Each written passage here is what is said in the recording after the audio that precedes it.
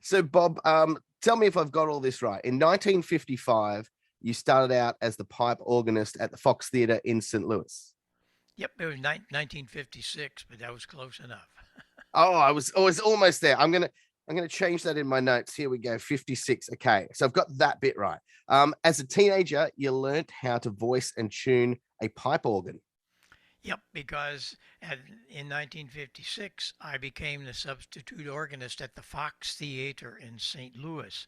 And uh, that was really something for a 15-year-old kid. I'd been Mm, playing for 2 years before that. My parents bought me a Hammond organ, and I was playing in restaurants as a young kid. And it was really wonderful to be able to only 3 short years later, I was up with the big boys, but it really taught me a lot because we had to voice and tune that organ. It hadn't been played in 20 years, and my mentor and teacher was Stan Can, who was the organist there, and he needed somebody to do substitute work, but that wasn't the big deal. The big mm. deal was there were 3,500 pipes in that organ from 1 inch to 32 foot. They had to be Wow. voiced and tuned. And that's where I learned to listen. And listening is it's a mental process. A lot of people Mm. don't listen. They only hear. Listening, you go in and dissect things. But that's what started my whole career. And little did I know that would be the basis of two of my careers as we went on. But I still play the theater organ. I'm sitting there about 20 feet in front of the one in my studio, and I just love playing it and listening to all the nuances and the things we can do with it. That's so wonderful. And those skills that you picked up at the theatre led you to open Ye Old Music Stop Shop. I opened that in 1965, 66. I am. Mm, Thanksgiving Day of 66, because in between all of that, I was playing the organ and professionally. I was doing quite well financially, playing in restaurants and the theater and all that. But I got tired of it. I'd been playing for 12, 13 years, and I said, why don't I do something different? And I mm. became a Hammond organ dealer, and little did I know where that was going because I Yeah. started renting Hammond organs to the groups. And what's really crazy is that I hardly knew who the Beatles were in 1966 because it was all about theater organ, Broadway Yep. musicals, music of the 40s and the 30s and the 40s. I wasn't into rock and roll at all. It was all theater organ stuff. But Mm, I opened this little store selling Hammond organs, and all of a sudden, guys would come in. I remember vividly the first one I ever saw was a guitar amp, and what's this? He said, that's my guitar amp, and it's broke. I'm going, okay. And I turned it upside down, and it had the same valves and capacitors and all of that. That one of my very first transmitters that I had as a ham radio operator had all of that. So I'm going, why not? So we took it mm. apart. There it went, and from there, why they started spreading the word that there was this guy with his soldering iron, and he could fix things, and that's what started the whole thing.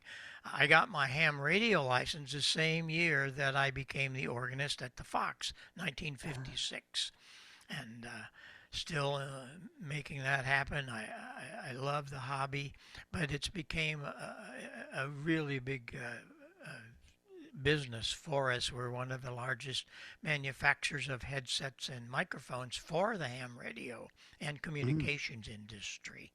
So it was all because of that theater organ and learning how to listen. And this is where you met a lot of people. Another enthusiast on the ham radio is Joe Walsh, one of your good friends. Well, the first tour I did, I had put together some speakers that the Fox, where I had played as a young kid, they called me one day in 1967 and they said, hey, we're taking out a bunch of speakers that had been in here since 1932, and we're going to get rid of 'em. Maybe you'd like to have them. So a ham radio operator never throws anything away. So Yeah. I got a pickup truck and borrowed it, and I went up to pick up these big speakers, and I started playing around building a big hi-fi system. I wasn't looking on beyond that, but there again, I started getting a little bit in tune because I was fixing amplifiers and things for these guitar players. Well, I built this PA, and I didn't know it, but it was something that had not happened yet. In 1967, sound systems were terrible. They were just little 8-inch speakers and a column and stuff like that. And here I come along with 16-foot folded horns and mid-range drivers and Macintosh amplifiers and all of that because I was just playing. It was fun. But then the Kiel Auditorium in St. Louis called me one day because I had been renting Hammond organs to them for Ah, various yeah. acts. And he said, you had that PA you talked about. Can you bring it up here? We got a lot of people that could use it. And my Mm. first show was a show called The Cavalcade of Stars. These were people out of Nashville, Dolly Parton, Little Jimmy Dickens, and all kinds of Nashville stars. They would come to Mm. St. Louis once a month, different ones from Nashville. And when that happened, why the word got out that there was this guy that had a good sound system, and I did a lot of the acts at Kiel Auditorium. It was a 19,000 seat arena, and Mm. I just never realized, what was happening in front of me. And these acts from Nashville were thrilled. They had never played through anything like that. Little did Mm. I know. And so one of the managers of one of the groups said, "Hey, I've got this new band, and they're getting ready to go on tour. Would you help them?" I had never been on tour before, and so I go to Ohio with the sound system, and the first tour, that act, was the James Gang, Joe Walsh. And about Ah. 2 shows into that tour, he and I figured out, wait a minute, we're ham radio buddies. And that started a whole friendship even to this day. So Wonderful. it was uh, it was really fun doing all of those things and making things happen for them.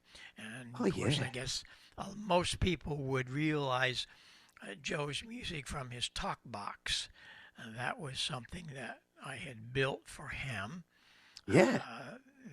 It actually was something developed by another ham radio operator by the name of this was back in 1938. Alvino Ray, Mm. and Alvino had taken a throat microphone from an old World War II plane and Mm. strapped it on his wife's throat, put his amplifier into that. It was always into the input, and Uh-huh.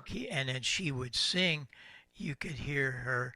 It would sound like a guitar, and it was really Yeah. kind of interesting. But that never took off. He had a couple of hit songs, and that was it. But then Yeah. Joe and I got together right after the James Gang, and he was working on a new band called Barnstorm. And Mm. so he and I started working. Ham radio kept us very close together. But he said, "What are we going to do about that talk box thing?" So we built a high powered one. That little throat thing wasn't going to work. And there was a, a Nashville guitarist. He had a studio, and that's where Joe recorded that first Rocky Mountain Way. Yeah. He did that through that little box, but that really got a lot of play. But then came along the Humble Pie guys. We were doing all the Humble Pie shows when they came over here, Yeah. and everybody knows the talk box, of course, from Peter. Peter Frampton was the lead guitarist, one of the leads Mm. in Humble Pie. Well, they pulled him out as a solo act, and oh yeah, you know. he was really something, and he made that talk box really play. And so that was something that really started a real avalanche with that talk box. And that's probably one of the things we're best known for. But I'm Oh, still friends with absolutely. Peter and Joe and all the guys we work for.